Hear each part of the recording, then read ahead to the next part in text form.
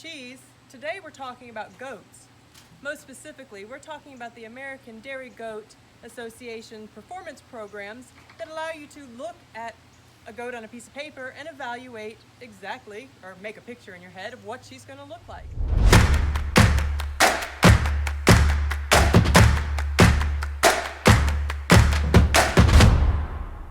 Before we go back in the house, I want to show you on these goats what some of these categories with the Linear Appraisal program are talking about. It goes through every part of the goat, from her head to her legs to her feet, and gives them a score. So let's pull out a goat and start at her head. So head is going to differ a whole lot based on the breed. So basically you're just looking for a nice wide muzzle. That's kind of going to be the only thing that's going to be breed standard, so we're not going to focus too much on that. Then we're going to come down into her shoulders, and looking at her shoulders, you're looking for a straight line here from the top point of her withers here down through her leg, and nice smooth blending throughout her shoulders. You also want in the front that she's not winging in or out, that the shoulder blade works smoothly like this, not winging out. Let's grab another goat. Working down, we're going to look at legs. We'll be looking at her front legs, which we want to be smooth. Have a cannon bone here be the same length as this bone up here. We don't want her toes to face out either way. We want all 4 feet to track forward. And want her to be nice and clean in the knee.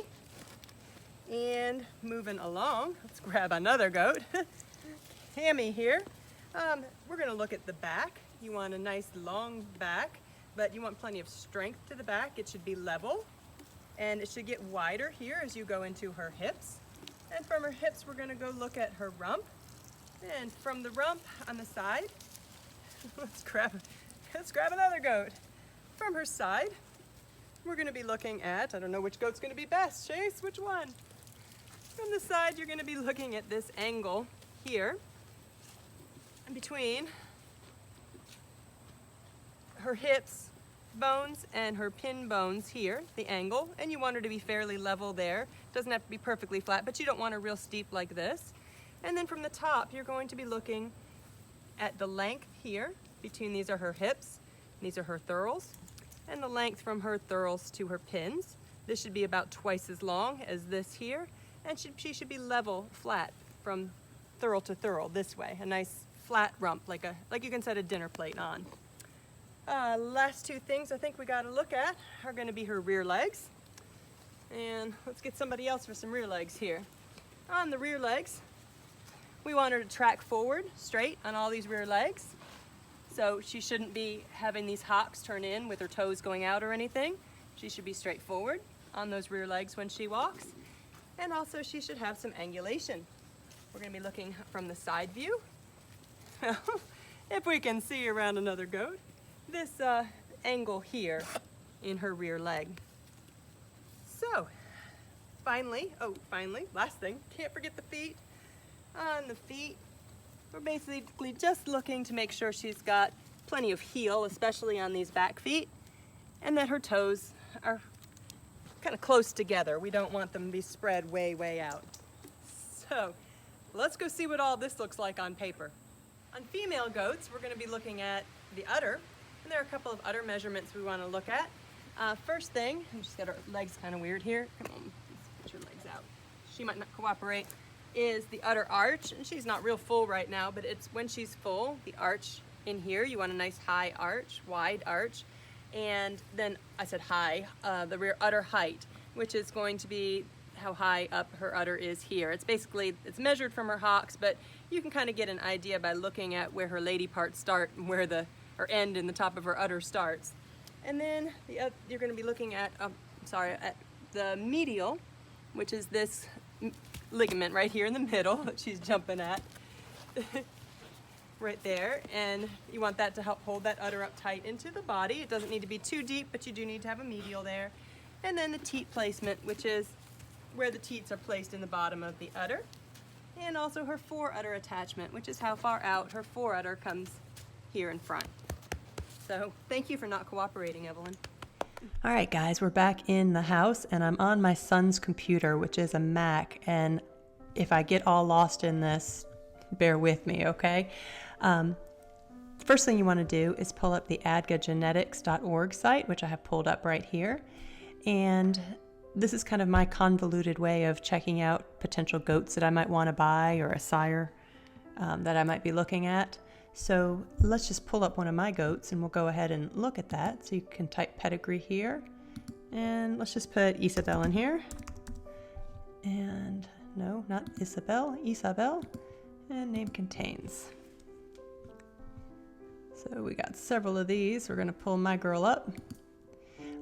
Actually, let me back up here. On this, you see right here where it says PT underneath eval. That means that that goat has an evaluation. This here means that this goat is superior genetics and a grand champion. But I'm going to go look at mine, who has her evaluations. Anything that's blank won't have it. And at the top of any goat that has an evaluation, you can see this was her score at age 3 and 2 months. And these 4 digits mean very good, excellent, excellent, excellent, and we'll go into that when we go into her linear history. And I don't want to give a whole lesson on linear appraisals. There's a lot of information on there, but we can come in here, and this pulls up her last 3 appraisals. And these are the things that we were talking about when we were outside. I didn't really talk about stature, which is just her height. Strength is going to be kind of the width in her chest floor, width in her head, just bone overall. And dairyness that's kind of a tough one to describe. It means more like a flatness of bone. And these are some things we talked about here: rump angle, rump width, going on and on and on. So, looking at hers, you might look at these numbers and go, okay, what does this correlate to? So I'm going to link you with this sheet here, and this is off of adga.org, and it gives you the range. So from strength, the range, this goat here would be 1 to 5 points. This goat would be about 25 points, and this goat would be super strong, about 45 points. And so you need to kind of visualize in your head where the goat would fall. Let's go back and look at Isa. Isa on strength. This year she's a 31. And so she's going to fall a little stronger than this doe, but not as massive as this doe here. Now, going through here, we talked about the rump angle. When I'm looking to buy does, some of the things that point out to me first is I like this strength score and this dairy score to be very similar. You see here how she's a 31 in strength and a 32 in dairy. That's right about where I want her to be. And the scores, she is as strong as she is dairy. Those tend to be kind of opposites, where the more strength they have, the less dairiness, the more dairiness, the less strength. So if you can get those numbers together, that's a good thing. Rump angle. We want her rump, we talked about this outside a little bit, to be pretty flat. It doesn't have to be totally flat. So let's scroll down here, figure out how this mouse thing works. So on our rump angle, this is a 25. This is like going the other direction with a 45. So if you look at her rump angle and she's, about a 38, 39, you can tell that's a pretty flat rump right there. Rump width is something I really like to look at. This is going to give you an idea of how wide the goat is overall. I mean, we're imagining here that we don't have a picture of this goat, or maybe we just have a picture of her. So sometimes from a side picture, you can't really see how wide she is. This rump width is going to give you a good idea. I'd say anything over 25 on a younger doe, I like. Anything in an older doe, I like getting up here to this 34, 35 width if I could. So it's a big wide doe with a wide rump. The rear leg side view. This is that angle on that rear leg that we were talking about. Forerunner attachment. One thing on her is I'd like a little more forerunner on her, so that's one thing that I'm going to be looking at when I make breeding decisions on her. Rear udder height. Her udder's pretty high up there. Rear udder arch. I know for a fact this appraisal here was later in the year, so she was not as full, but when she is full, she's got a nice wide arch. Let's see. Medial. That was that ligament in the middle, and you see that's one thing to think about, and that is medial tends to improve or can improve with age as the udder drops in around that ligament. And so you can see on Isabel where she started off with a 16, which is, I had an appraiser call it a dimple. It's like basically just a little dimple in the bottom of her udder, up to, now a 26 and then a 24. So she's got a pretty decent medial there. Udder depth, and that's one thing I didn't talk about outside, but that's how deep down her udder goes, closer to her hocks. This is a very immature udder at 16, so it's way up there on her body. And here she started to get some more capacity with maturity. I'm sorry, I'm on medial. Oh, wrong one. So over here on udder depth, there we go. 39 was way high up on her body. This one actually goes the opposite way. 16 would be a very, very deep udder. But you can see as she gets older, her udder is getting deeper and gaining capacity. Teat placement. 17 is a little bit on the outside if you look at teat placement, but this is one of those things too to look at while the udder drops in. Around that medial, those teats can kind of come in and become more centered. This is very central teat placement here. And let's see, teat diameter, we didn't talk much about that because as long as it's not super skinny or super fat, I don't really care. The rear udder side view, we didn't really talk about that either. That is going to be, and you can see back over here, and I have to scroll way down. That's going to be how far it kind of sticks out behind the goat. There we go. And you want it nice and, well, this is the wrong one, but let me go find the better pictures. Here we go. You want it to be nice and tucked up under her body. This goat here doesn't have any udder sticking out in the rear, so she's losing capacity on that mammary because of that. And then this goat is really bulging in the back, and she might be peeing on her udder, and that causes other problems there. So one that's nicely tucked up under, but still has plenty of capacity. All right, and let's see. We talked about all of these outside, and the E means excellent, V means very good, plus means good. Below that, you're going to have an A, which is acceptable, an F, which is fair, and then a P, which is poor. And so just looking at her and just knowing her in general, I can point out right here that she needs better rear legs.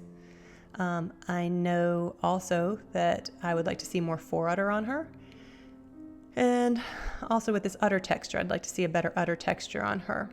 So that's something that I'm really going to be looking at with her when I make my breeding decisions. And all that's part of the reason I bred her the way I did this past year. So when I'm looking at bucks, let's go over here. Let's pull up her progeny. And this is her kid from this year. So let's look. I'm going to open a new tab at the sire. And he doesn't have a type evaluation yet. So let's go up and look at sire's sire, because he does have a type evaluation. You can come into here, and what this type eval does is it's going to give you the appraisals on his daughters. So this is going to be the average of 3 daughters in 2 different herds, and this is the average score on his daughters. And you can get an idea of what he's doing for his daughters. And he doesn't have a whole lot. Some bucks are going to have a whole lot more information, and so it's going to be more reliable. So this is a 32 reliability. Some will go up quite a bit higher the more daughters they have. So since he doesn't have a whole lot of daughters on test, a lot of times then I'll go over to progeny, and I want to see these ones that have evaluations. Now look, there are a bunch here that have production evaluations, so that's something that I would look at. And there are a couple that have type evaluations. So I'm going to go through, and I'm going to right click and open a new tab. All of these that have type evaluations. And yes, I do go through this. And then I want to go through and see how old she was. I think an 85 score as a yearling is a very good score. And I want to look at her history and kind of see what she's good, where she's good, and where she's not so good. And I'll go through with a lot of these daughters and just try to make a picture of them. Sometimes I'll pull them, like their actual pictures up if I can find them online, and get an idea of what they look like. Again, it's very important for me to have these evaluations, because if none of these parents were evaluated, if none of these goats were evaluated, I couldn't go back and look at the record. So it's I try to buy animals and look at animals who have years of these evaluations going back. It's just very helpful for me to make these decisions, and otherwise you're not really sure what you're going to come up with. I mean, you're not going to know what you're going to get anyways, but it helps you make a wiser decision. So the other part of this is going to be your production evaluation. We kind of have an idea what this goat looks like, and I'll actually pull this up and give you an idea just by looking. I can see she's a pretty tall La Mancha. She's very strong, rather strong for her age, even at age 3. She could use a tad more dairiness, but this is acceptable. She's got a nice flat rump. She's got a nice wide rump. She's a tad bit posty here, especially when she was littler, but she's got a little more rear leg angulation going on now, so that's better. But if I come down here and look at rear legs, I can see she's getting a plus in those rear legs, and I know because I own this goat that she hocks in a little bit on those rear legs, and that's what's causing that. Foreudder attachment, I can see here it's acceptable, but she could use more foreudder. Her rear udder height is good. Her arch is good, although you can see it improved a whole lot when she was full here. Her medial's good. Her udder depth is good. Teat placement, nice and centered teat placement, and that's something that's sometimes hard to get and something we're working on. Teat diameter, they're on the narrow side, but not overly narrow. Rear udder side view, I guess her udder, this appraisal was sticking out behind her legs quite a bit more than it was in these first 2 appraisals. And so I have a kind of a vision of what this animal is going to look like. Going over to our production evaluation, you're going to see the CDCB data, which I find to be a little more helpful than the production eval. But let's first look at the production eval, and the things that I look at here are kind of the average milk. So looking at this, she's going to be about a 2,100 pound producer. And I also like to see this fat and protein and milk producing reliability all to be positive. She's a little negative on these milk producing abilities, so she needs to be a little milkier, and her percentile rank falls at 37. So if you come and click on this CDCB data, it used to actually bring you up to right to this page, but now you've got to make an account, sign in the account, and then when you are signed in, you can start clicking on those and it will bring up the actual data. And one thing about her in particular that I like to look at, like this is when she was a first freshener. These were the actual test amounts that she had every single month. And I like to see how long she was milking, what kind of fat and protein percentages you were getting off of her. Do these levels stay pretty constant, or do they fall right off? And can she milk a long time, or does she poop out on you? So she's okay. By the time we get down here in the 7th month, though, she's kind of started to poop out a little bit on us. So just knowing this doe, because she is my doe, I'd like one to have a slightly longer and more level lactation curve. Her fat is good. I'm happy with her fat and her protein. So again, things I'm looking for on this doe are going to be more foreudder, better rear legs, longer lactation curve. So that'll bring you back to why I bred her this last year to my buck Henning. And he doesn't quite have all of these evaluations on him yet, but he's comes from a long line of elite does. If you look at his dam and go back to production evaluation, you see she's up here in the 93rd percentile with average milk of about 3,200 pounds. So quite a bit more than what Isabel's doing, and our hope is that she puts that then, sends that through her son onto our kids. And I'm kind of hoping that works out. His full sister made the elite doe list, I think in the 96th percentile, and he has 2 daughters also on the elite doe list, yearling daughters in that 96th percentile. So hopefully that'll work out for us on these other daughters going forward. But if we can go even to on this doe, and this is available for any animal out there that's had milk records, you can scroll down and you can see see the kind of milk that she was milking and see how long her lactations were. So I like to look at that. I think that's the main things that I'm looking at when I get in here. Other things that I will sometimes look at will be her inbreeding. I want to see what goats come up on the top of the list, and she is very, very much an outcross. So really anything that you're going to breed her to is going to be an outcross. If we pull up, let's pull up a different pedigree that might. All right, so we pull up Marguerite, and she didn't freshen until it was too late to get appraised. But if we go to production evaluation on her, we can see she's up here in the 96th percentile. They're estimating that she'll produce about 4,100 pounds of milk. In reality, I don't think she'll do that because I won't milk her that full 305 days. I poop out before she does. And going to the CDCB data, you can see the milk that she's put out on, oh, that's Isabel still, hold on. You can see the milk that she's put out on her first 3 tests. And then going to inbreeding, see she is a little less inbred, 5.62%. You can see the contributing animals. So sometimes I'll go research these animals. And when I'm trying to make a decision on who I'm going to breed her to, sometimes I don't want a total outcross. Sometimes I want to bring, which is part of the reason I did this breeding with the 5% inbreeding.